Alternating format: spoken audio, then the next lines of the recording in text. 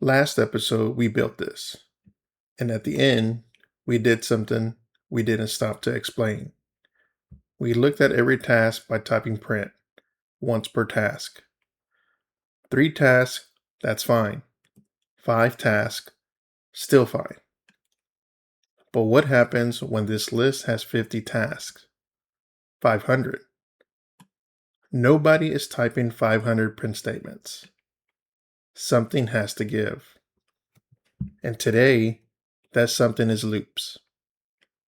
By the end of this episode, that whole block collapses into 2 lanes, and it'll work whether the list have 5 items or 5,000.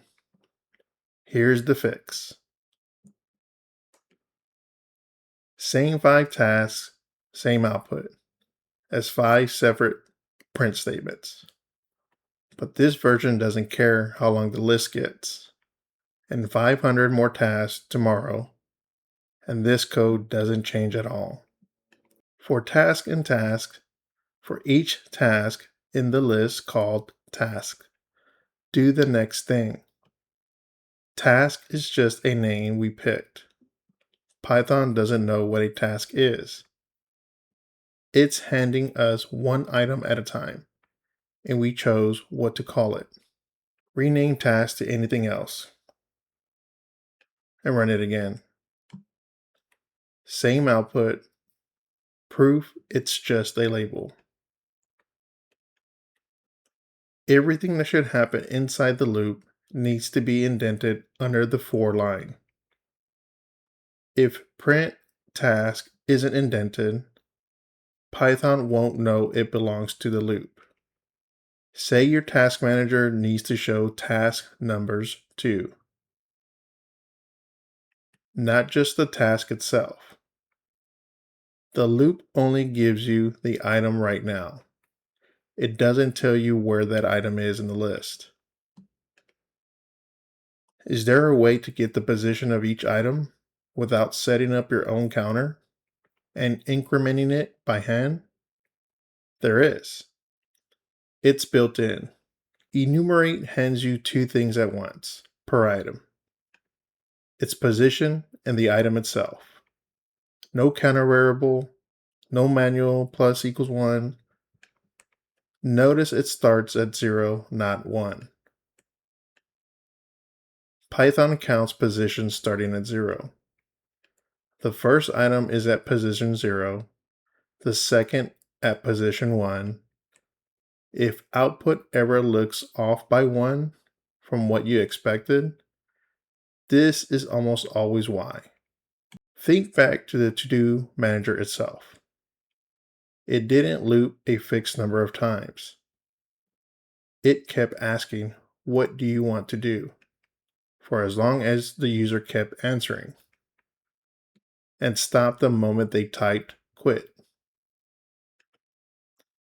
You don't know in advance how many times that loop needs to run. That's a while loop.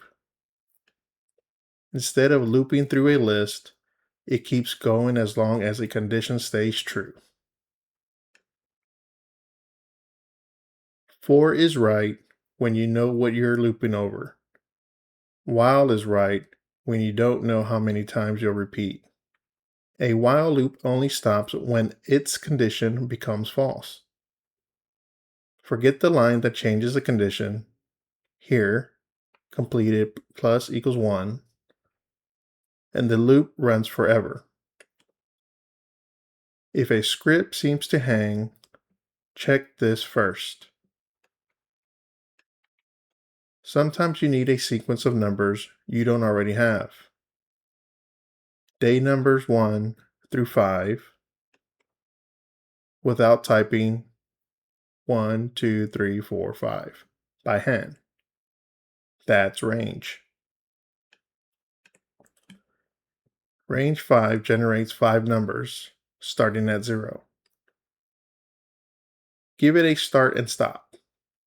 Range 2, 6 gives you 2, 3, 4, 5. Sometimes you're searching, not processing everything, and you want to stop the moment you find it. Report writing and planning never print. The loop stopped the instant the condition was met. On a 500,000 row search, that's milliseconds instead of minutes. For loops repeat over what you already have. Enumerate tells you where you are while you do it. While handles keep going until told to stop. Range generates sequences on demand. And break gets you out early. That's the full toolkit for turning check this by hand into let Python check it. Let's put all 5 to work and close the loop on that to-do list from the code open. One loop, two list. Enumerate supplies the index, and the index pulls the matching task out of the second list on the same pass. For loops repeat over a list. Enumerate gives you the index alongside the item, while repeats until a condition changes. Range generates number sequences, and break gets you out the moment you're done. Every task in that loop got treated exactly the same way. Real data isn't uniform. Sometimes a value needs to be flagged. Sometimes one task is overdue and the rest aren't. Right now, our code has no way to tell the difference. Next episode, if statements, elif chains, and the comparisons that let your code react differently, depending on what it sees. See you in episode 6.